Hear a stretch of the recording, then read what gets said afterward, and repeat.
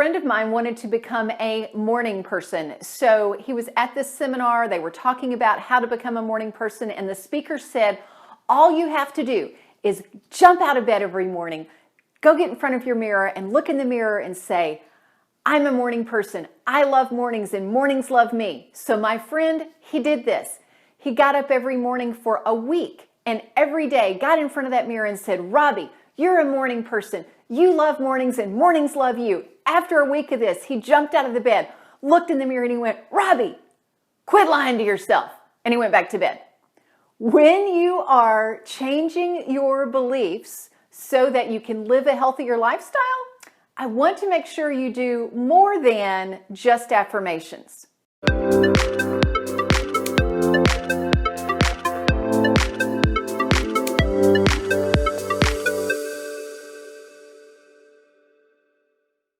Welcome, I'm Sheri Traxler with Vireo Life, author of Go Forward, 28 Days to Eat, Move, and Enjoy Life God's Way. We're going to go old school this morning, and we're also going to go new school. Okay, old school, exactly 30 years ago, 1991, I had a student handout in one of my fitness journals that, yes, I've been doing this a while, that talks about mental power. And I want to read to you what the affirmations were on that. This is called Add Mental Power to Your Workout. And you can see the little cartoons in their leotards. This really was from 1991.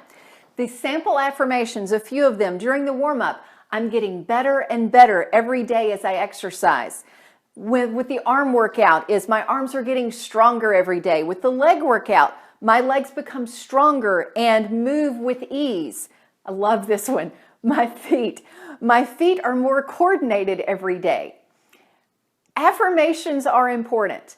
I do them, I believe in them. This was cutting edge 30 years ago, but not just 30 years ago. A speaker today is even telling my friend, get out of bed and say, I'm a morning person. And somehow that affirmation is supposed to change all of the beliefs that have been there for a long time. It's important, again, but it's not all there is. Because if you think about it, it is better than saying, I can't do this. But it's not enough to change years of thinking. Well, what is? Let's go ahead and talk about affirmations first. One of the big shifts that we know in how to do affirmations now is not just while you're exercising saying my legs are stronger and my heart is stronger and my feet are more coordinated. It is also that we visualize what it means in our lives to be that way. What it feels like for our bodies to feel stronger, what it feels like for your body to feel lighter and healthier and more energetic. So it's visualizing and emotionally feeling what it would feel like to be there as you're doing the affirmations, not just the, I'm a morning person. Now, with the affirmations, we also have to take the flip side, and that's where I want to spend our time today. And that is, what do you do with the negative stuff? Because let me read this last point here. This was crazy. Again, cutting edge 30 years ago, no problem, but we know better now. Replace your negative thoughts with positive statements. As though, okay, great. Instead of saying, I can't do this, I can say, my legs are getting stronger. But it's not dealing with whatever's at the root of, I can't do this. You need both. What do you need to do to get rid of the negative thought? Number one, identify the thought. I'm going to give you an example that came up for a mentoring client recently. Food prep, specifically finding time for food prep, is hard. That's the thought. Now we have to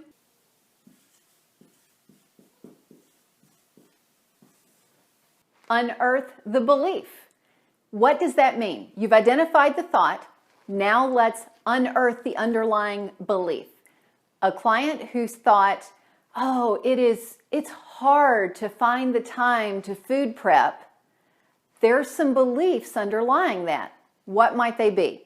One, oh, it's not possible to find an easy way to food prep. Or, oh, food prep is supposed to be easy. Another underlying belief might be that you are the one who needs to do the food prep. Also, it's somehow wrong if it is hard.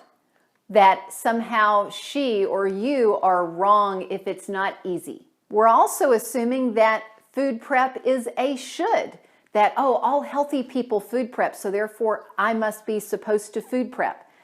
What was her assumption, her underlying belief, was that all the food prep had to be done at the same time. So it was hard to find time to food prep, but she got creative and realized, I can do something different than that. Is it true? For every underlying possible belief, assumption related to that negative thought, ask yourself, challenge, is it true? Is it true that every healthy person food preps? Is it true that you should? Is it true that it's hard? What's the evidence that it's hard? Maybe what's the opposite? What's the evidence that it's easy? Going back to my friend who was doing the, I'm a morning person thing, maybe for him, looking for evidence that he was a morning person, maybe he enjoyed the sunrise when he got up for it.